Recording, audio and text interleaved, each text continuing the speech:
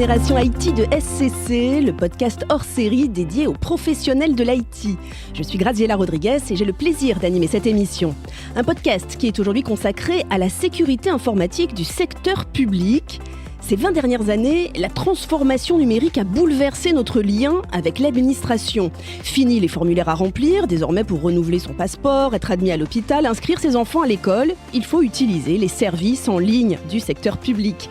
Mais avec la crise sanitaire du Covid et le développement express du télétravail, la gestion de ces infrastructures a été considérablement fragilisée. Les organismes publics ont dû s'adapter au plus vite sans forcément anticiper les risques. Et ils sont nombreux. Fuite de data, vols, attaques, les organismes publics sont devenus des cibles de choix pour les hackers car elles détiennent des données qui valent de l'or sur des millions de citoyens. La sécurité informatique a considérablement évolué face aux nouvelles menaces et il est primordial de suivre ces évolutions pour mieux sécuriser les activités et services, pour garantir la protection des données personnelles des usagers et renforcer leur confiance en l'administration. Alors comment revoir sa sécurité quand elle est obsolète ? Comment faire face aux vulnérabilités des équipements dans le secteur public ? On en parle tout de suite avec nos invités. Éric Tabardel, bonjour. Bonjour. Vous êtes directeur technique sécurité et réseau pour SCC. Et Christophe Ragzinski, bonjour. Bonjour. Vous êtes Senior Solution Engineer pour la sécurité chez VMware.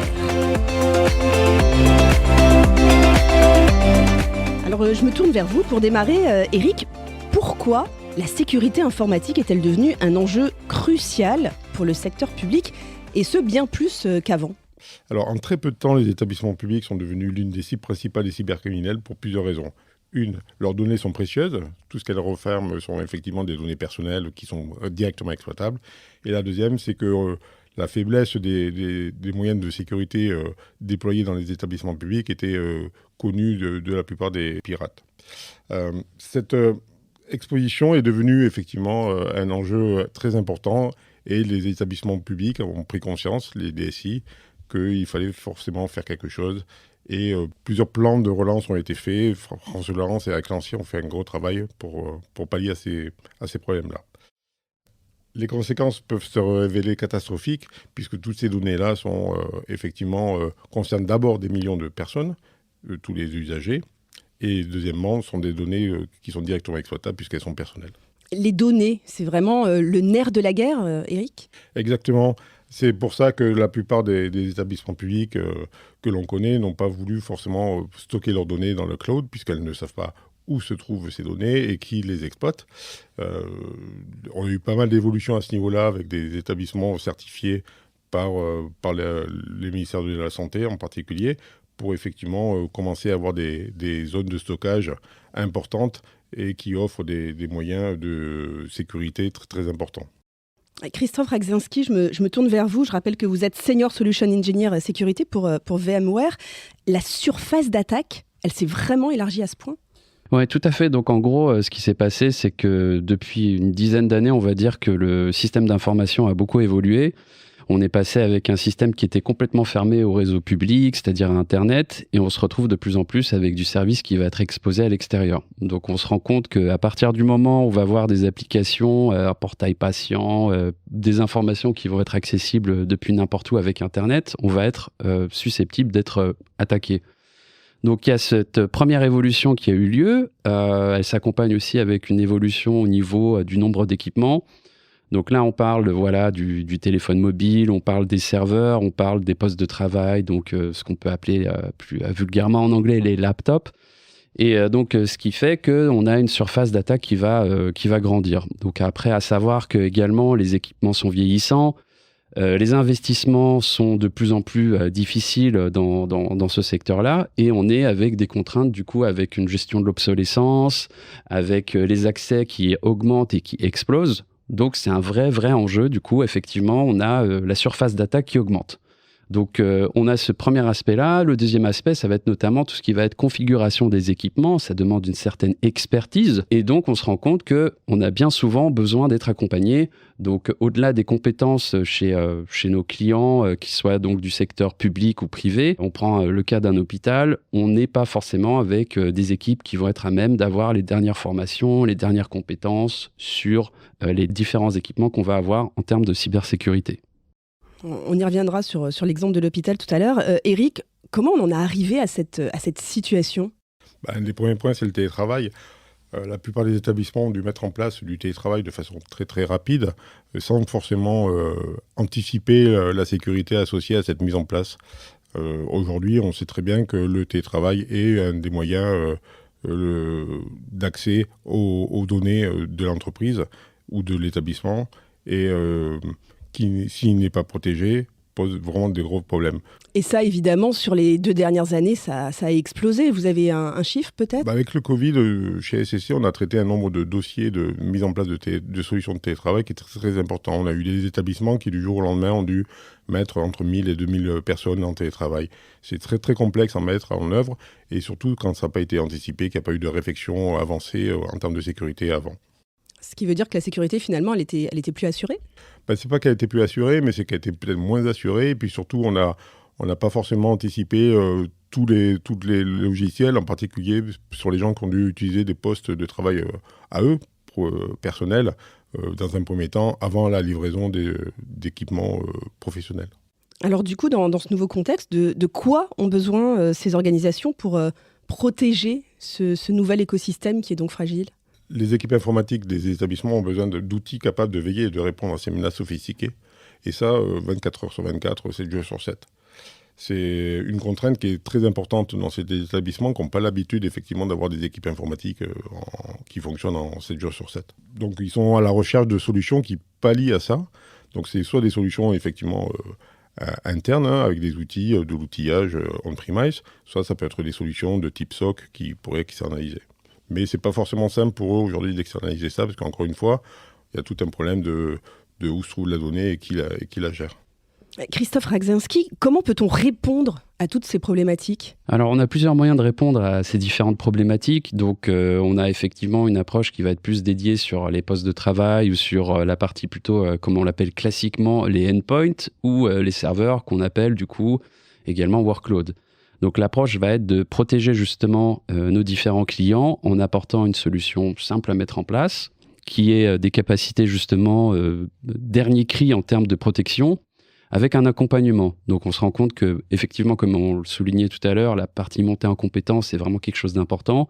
Donc on s'appuie également sur nos partenaires pour pouvoir accompagner ces clients-là. Donc la partie poste de travail, serveur va être protégée avec des solutions qui auront la capacité de vous donner une visibilité sur ce qui se passe.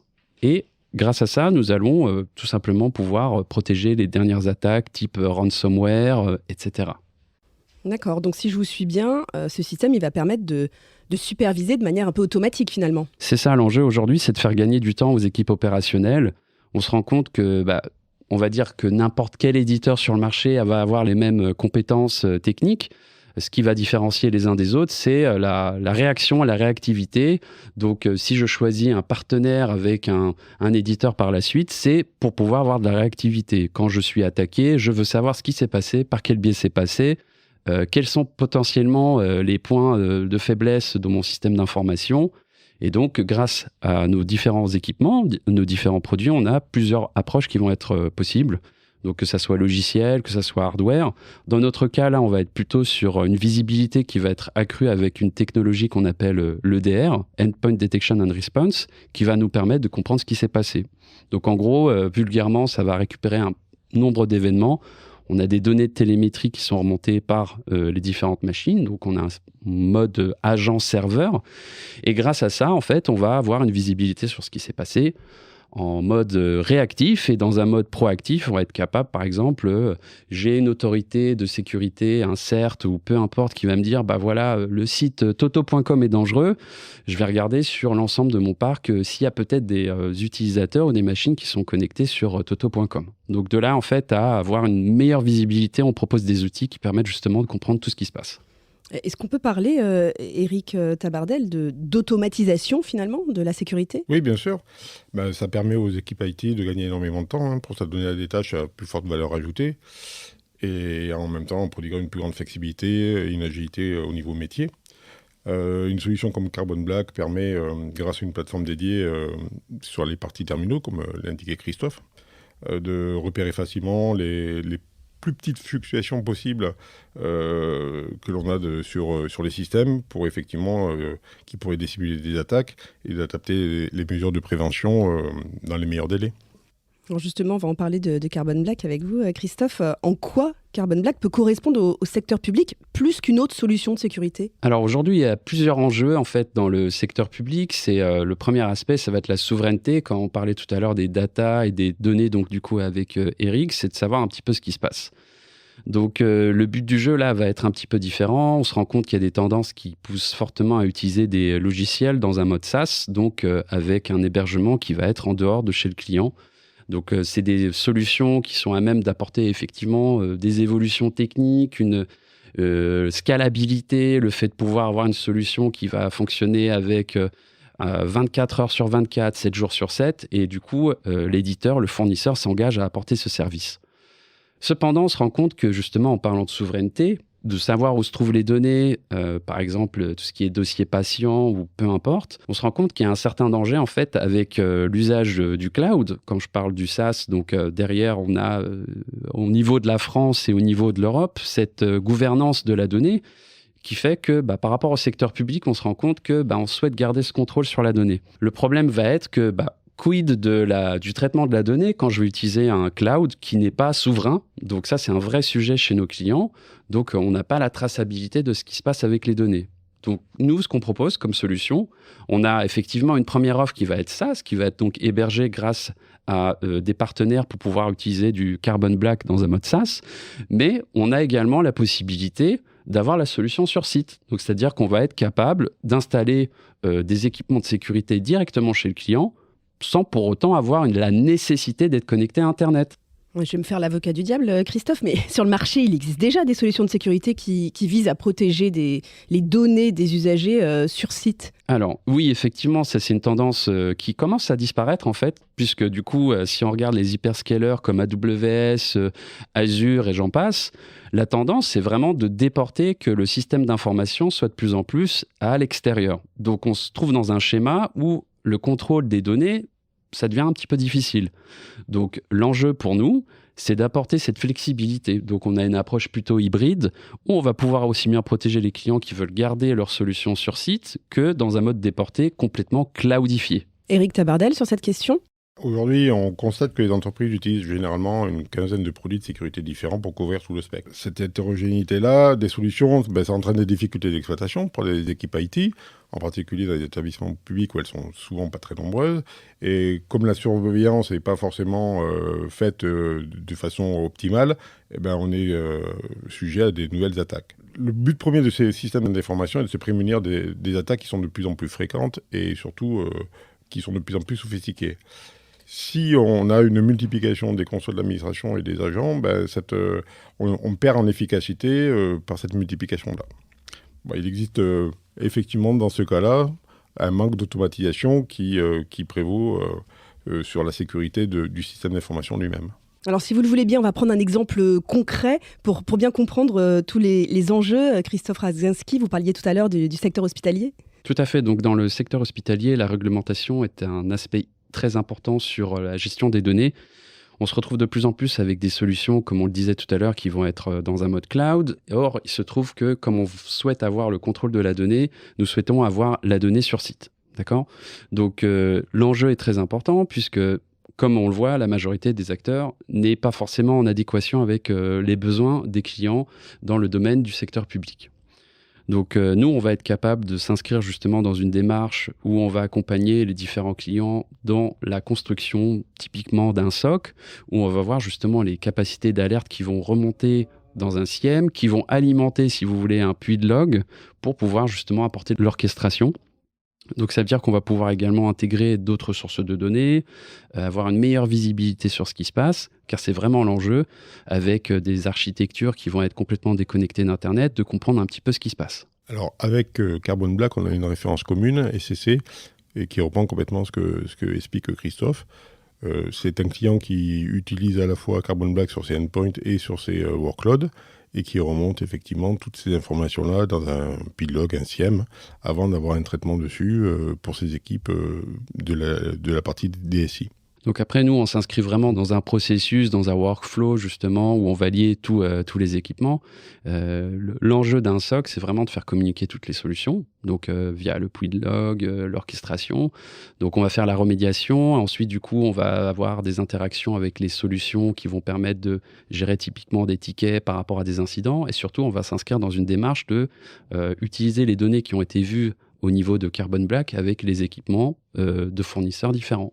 Eric, pourquoi SCC s'est associé à VMware ? Quel est l'intérêt de mettre en avant la solution Carbon Black ? SCC est un vrai partenaire depuis très longtemps avec VMware. C'est-à-dire qu'on a depuis très longtemps, on travaille avec eux sur toute la partie hyperviseur. Ça, c'est quelque chose qui est chez nous une unité et un volume très important de solutions. Mais on est aussi intervenant au niveau professionnel services sur des solutions comme NSX et par extension la sécurité. Donc, Carbon Black, même si ça reste aujourd'hui encore une solution peu connue dans le domaine de la cybersécurité, pour nous, c'est une solution, une des meilleures solutions du marché sur la protection du endpoint et des machines. Et ce qui explique aussi le rachat récent de Carbon Black par VMware. Christophe Ragazinski. Donc nous, on met vraiment en avant les compétences des partenaires sur les capacités d'intégration, de suivi des clients. Pour nous, c'est du, comme on dit, win-win en gros, c'est-à-dire qu'on gagne avec nos partenaires pour accompagner au mieux nos clients. Donc le but, c'est vraiment d'avoir un écosystème qui soit sain, c'est-à-dire qu'on souhaite que du coup les partenaires soient convaincus par les solutions, qu'ils puissent du coup nous accompagner et que du coup le client soit satisfait à la fin. Eric, un mot peut-être du rôle concret d'SCC dans cette alliance avec VMware ? SCC, c'est une ESN qui gère un peu tous les projets informatiques et tous les solutions des systèmes d'information dans sa globalité. Alors là, on a affaire un peu plus à des spécialistes, c'est la partie effectivement dont je m'occupe en partie, où on a affaire à des spécialistes de la cybersécurité. Et là, on a des gens à la fois en amont sur la partie conseil et avant-vente qui permettent d'identifier les besoins du client et de les orienter vers les meilleures solutions. Et on a aussi des ingénieurs en cybersécurité pour la mise en place de ces solutions-là. Eh bien, cette émission touche à sa fin. Un mot peut-être, messieurs, pour résumer nos échanges. Je me tourne vers vous, Christophe. Oui, donc déjà merci pour l'accueil. Et donc par rapport aux différentes solutions que nous allons proposer chez VMware, sachez que voilà, nous sommes capables d'adresser des problématiques avec des solutions sur site, on-premise, également avec des solutions qui sont dans le cloud. Donc voilà, on va partir de la protection du poste de travail au serveur, que ça soit même du container, ou avec des solutions qui n'ont peut-être pas la capacité de se connecter vers Internet. Nous sommes capables de répondre à toutes ces problématiques avec un accompagnement de SCC. Eric ? Ben voilà, SCC peut vous accompagner sur la mise en sécurité de vos dispositifs d'accès au niveau du télétravail, de superviser la sécurité, de déployer toutes les solutions de sécurisation et d'accès distant à vos systèmes d'information, et aussi de sensibiliser et former vos collaborateurs pour qu'ils aient les bons réflexes en cas de mail frauduleux ou d'attaque. L'IT au service des entreprises pour plus d'innovation, de performance, de compétitivité. Merci Eric Tabardel, directeur technique sécurité et réseau chez SCC. Et merci à Christophe Ragazinski, Senior Solution Engineer sécurité chez VMware. Merci à vous, chers auditeurs, de nous avoir écoutés et à très bientôt pour un prochain épisode de Génération IT de SCC, le podcast hors série dédié aux professionnels de l'IT.